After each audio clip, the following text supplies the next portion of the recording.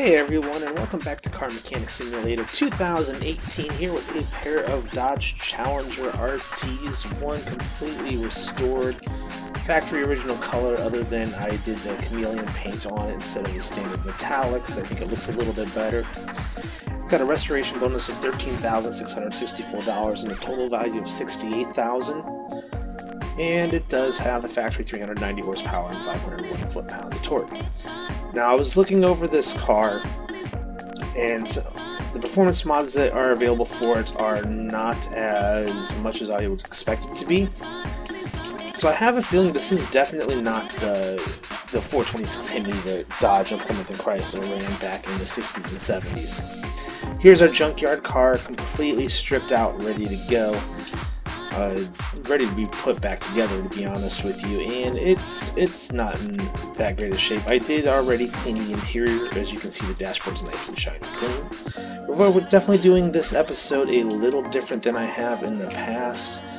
Obviously, I'm not showing you the teardowns, and I am not showing you the rebuild of the stock car, because who wants to keep seeing that over and over again? So now, I do have some performance options, but they were very, very limited, very generic.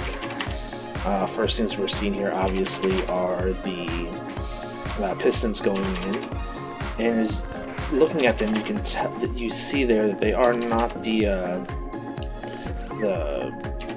V8 OHV-C heads, which would be the hemispherical heads that they would run with the Hemis. So I was kind of sad about that, but I do have a couple Plymouths sitting in my parking garage right now that have the 426 Hemis, and a couple of them with the 440s. But I think, seeing what options are available on this one now, this could be the 440, but my guess is it's probably more likely the 383. But, I mean, it does have a lot of power, so, I mean, very likely could be the 440. Dodges and pretty much anything Mopar have been my favorite since I was little. My first car that I can honestly remember was my dad having a 1970 Plymouth Roadrunner.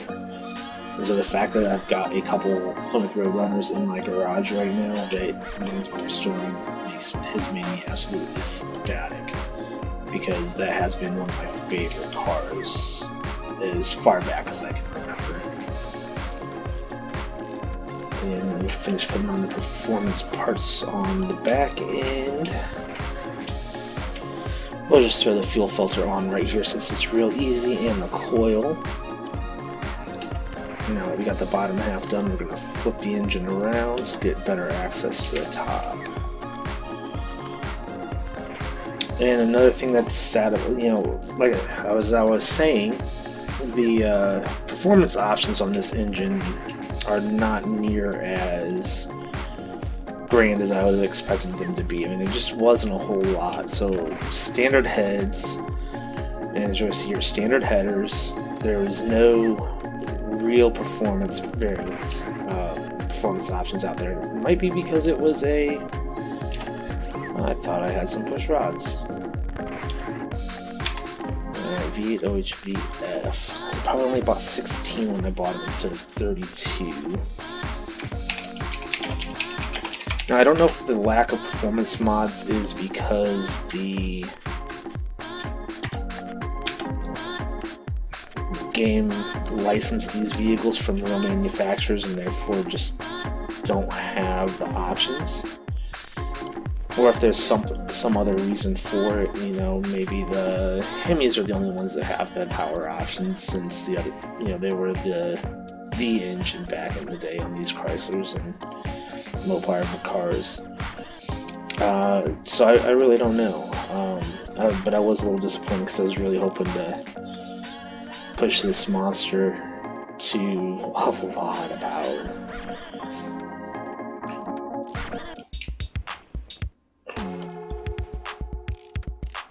I think it's so funny here. I've already put in the push rods on a vehicle, and the rocker arms on the one side, in fact, on a vehicle. This still has not had a camshaft installed. If you would do that, your lifters would be falling out of the bottom of your head into the engine block. You'd have such a pain of a time trying to get them get them back out of there, because it's just not a good idea. Like, you would seriously put your camshaft in almost immediately, you know, once you had the rest of the bottom half together. So there we go. There's our performance distributor. Get the intake in now. Not gonna put the carbs on quite yet. I want to finish up the front half.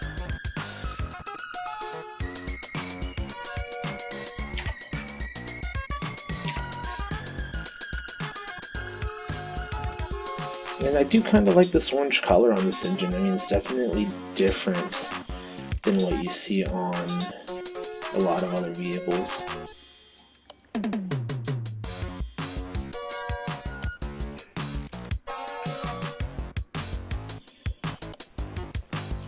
And if you haven't played with this engine much, these little things like these arms right here are not repairable items. So once you pull them off, they're off. Right? They're in condition they're in.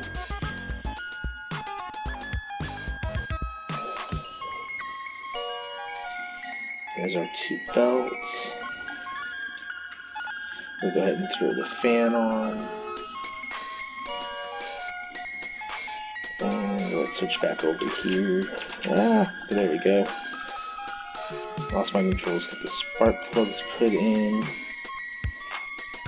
So as far as performance items, so far all we've had are these spark plugs, the distributor.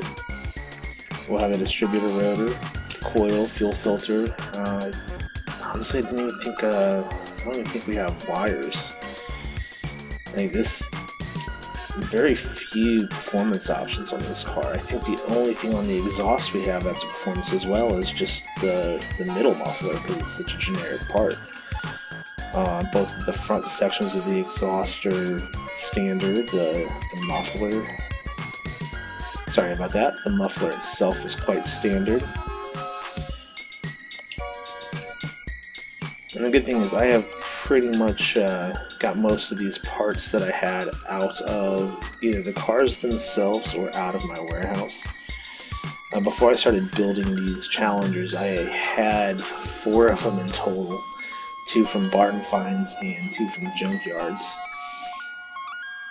So I had quite a few parts to get going with, at least. So it just kind of made this a lot easier. Alright. And there's our engine assembled and ready to go. There we go. Come on. Come on. Let me have you off the stand. I'm gonna put in our rusted out shell here.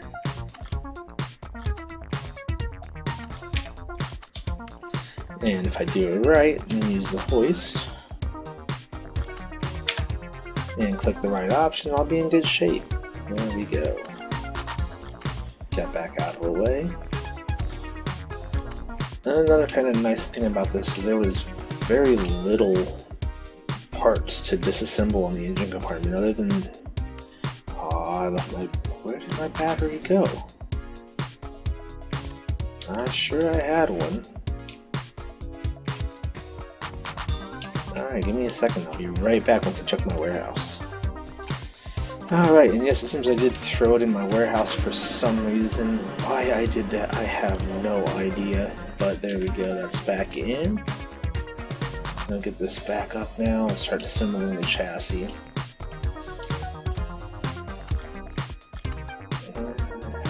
Biggest thing that really bugs a lot of people is remembering. Sure, I had rubber bushings too. Alright, so I'm gonna leave 4, 8, 12. So 12 of those and 4 smalls.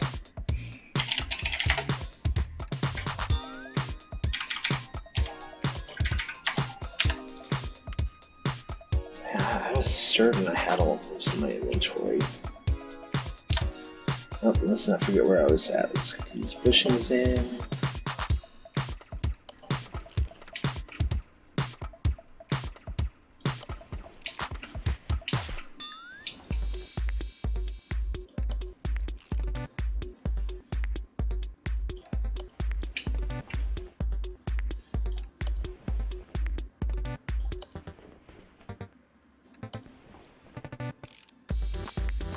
Alright, there's our left side steering.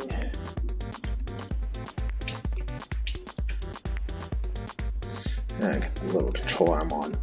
I always kind of think it's funny in this game that you have to put the steering knuckle on before you can put your control arms on, because in the real mechanical world, you don't, you can pull off the knuckle with only pulling off one arm.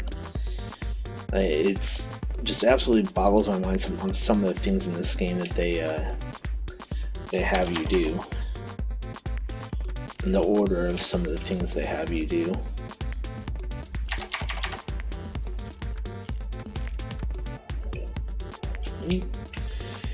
And this side is ready for a tire now, but we're not going to put them on yet. And did I leave my other spring on this? I did. Alright, now I'll go back up to the second side. And those bushings were in. I can remember that I have to use the arrow keys instead of use the WASD instead of the arrow keys, because I haven't remapped anything.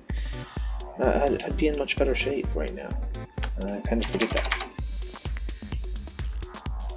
So every time I try to move my camera around, I either try to use my mouse, because that's what I use on most games, or I try to use the arrow keys, because I use the just natural position in my hand tends to go to the arrow keys.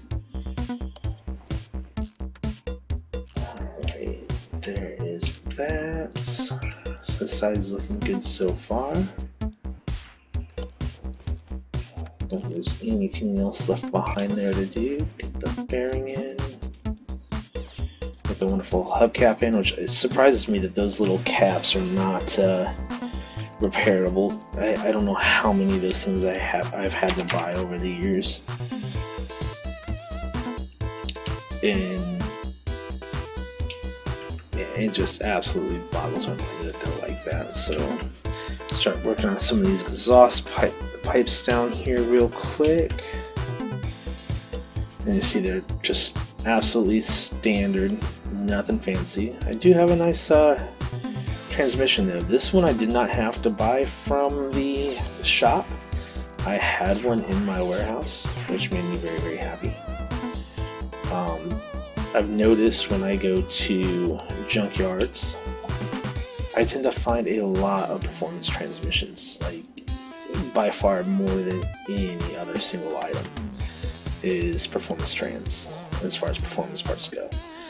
And I'll generally come back from the junkyard with about 7 or 8 usable transmissions that are performance variants. So for this car, I think I had 5 alone that were performance that I picked up from the junkyard and repaired. So I think their balance on the items found are a little bit odd.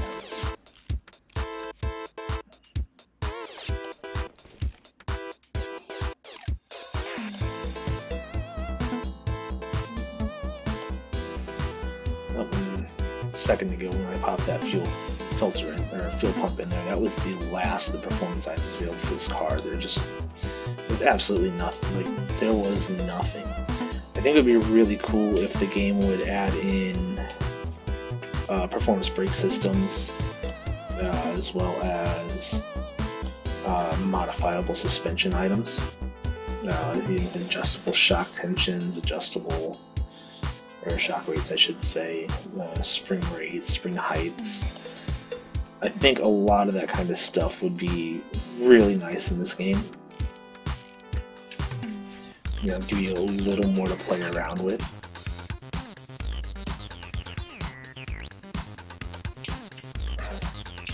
I don't want to put the tire on yet. I want to put the shock on. Tires are my last thing I do. Alright, so there is our suspension in, our engine in. We have the starter in this time, so I'm not going to have to worry about that.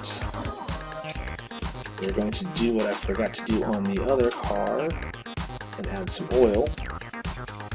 So I'm going to have to go and add some oil on that one after I film the video, just because I completely forgot about doing that earlier.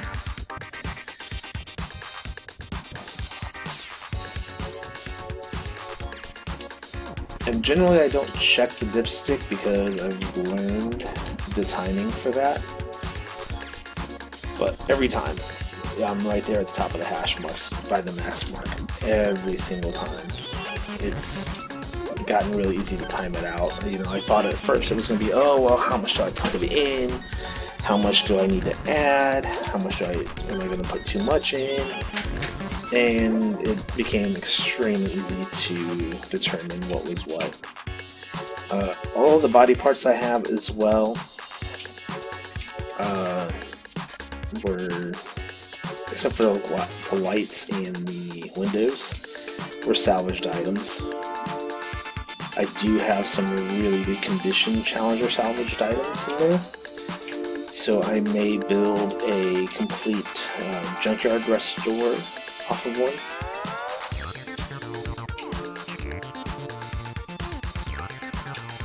With all the extra good condition parts I have in there. I don't know if it'll be a Challenger though. I have a few cars that I would like to kind of build like that.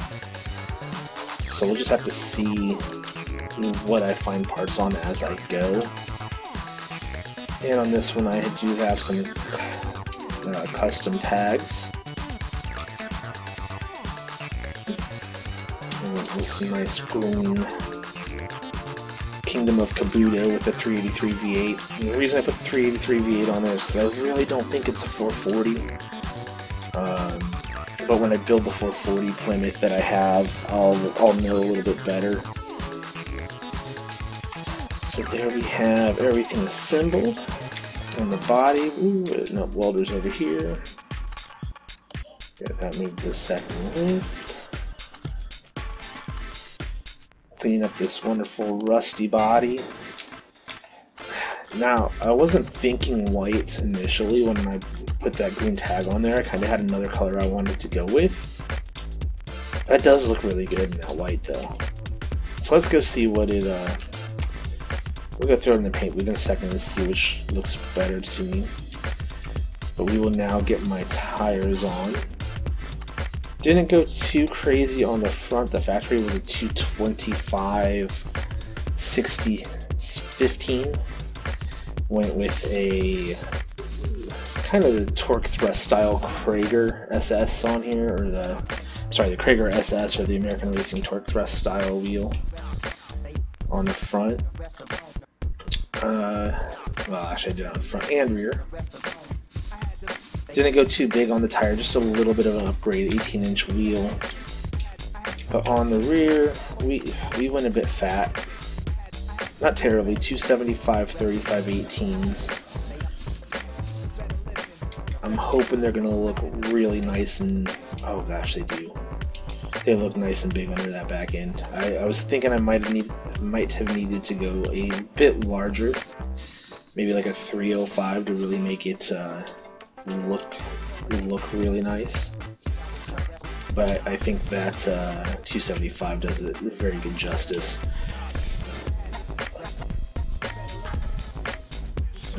And get it all the way on the ground so we can see what it looks like with the... Yeah, so not a whole lot of difference on the front because I went 10 millimeters wider with a +5 on the ET, and a +10 on the ET on the rear with a 275. So yeah, I definitely think those look a lot nicer than the little skinny guys we have over here. So quite a bit of difference. And into the paint booth we go.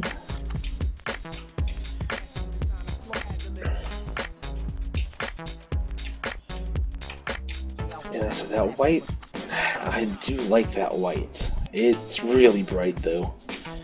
I don't know if I kind of hurts my eyes with as bright as it is. I mean, it looks good, but I'm not too sure there. Alright, so get some saturation in here. Get the brightness down a bit. And let's see if I can find it right here. Oh, we're close. More purple. A little bit darker. And we're gonna go matte on this one. No, we're not. That does not look that good. Don't want to do chameleon. We're just gonna stick with the metallic. Kind of want it to be a bit darker though. There we go. And we got ourselves fairly close to plum crazy purple. I think that looks pretty good. So we're going to send this back out into the... Actually, because I didn't put my interior in yet, we're going to do that real quick. I just went with the factory charger seats because I didn't find anything else really that worked with that back seat that well. Did kind of go a little crazy on the steering wheel, since I haven't done that yet. We're going to send this over to the dyno now. And see how much gain we get out of the factory. 390 horsepower. I love that color on these cars. Alright. There's a leaf spring plate missing. How did I forget to put stuff together? So we're going to put this back on the second lift. I notice I tend to do that quite often. It's always one thing or another, and this time it just happened to be a really silly item, which means there's a couple U-bolts missing as well. I'm pretty sure it's going to be on this side right here. Yes, it is, right here. That would not have been very good for dyno test. That axle would have been all over the place. And I don't have a drive shaft either. Yeah, that would kind of... you'd think I would have noticed that if I tried to move it into the paint booth, that, hey, by the way, the car doesn't move on its own. But guy must push everything everywhere. Alright, now are we complete? Got a value of almost $80,000 down there. So very good for a car. And we're not going to sell it, not yet. We've got to test it on the track next week, or maybe even later this week. It definitely will be the next episode that I run. And let's see here, we're just going to go ahead, no, not assemble. Move that back into the dyno now.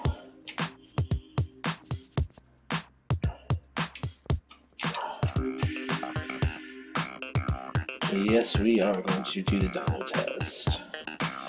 So out of 390 horsepower and 501 foot-pounds of torque factory, not as deep of a sound as I would expect it out of it. I come up to 519 horsepower and 658 foot-pounds of torque, 33% increase on the power, 31 on the torque. Yeah, like I said, not as much as I would expect it to be. But I like it. I mean, it's Dodge Challenger. It's one of my favorite cars ever. There's only two cars in this game that I like better than the Challenger. And my fourth favorite car is the... Oh, why did I put that on lift 2? It is the Charger. So, with only, you know, it's... There we go. Parking spot 2. Where are you at? There, oh, 1. That's why I can't find it. And there we do have our pair of Dodge Challengers, the Chameleon Factory reddish orange, and the aftermarket Performance Plum Crazy.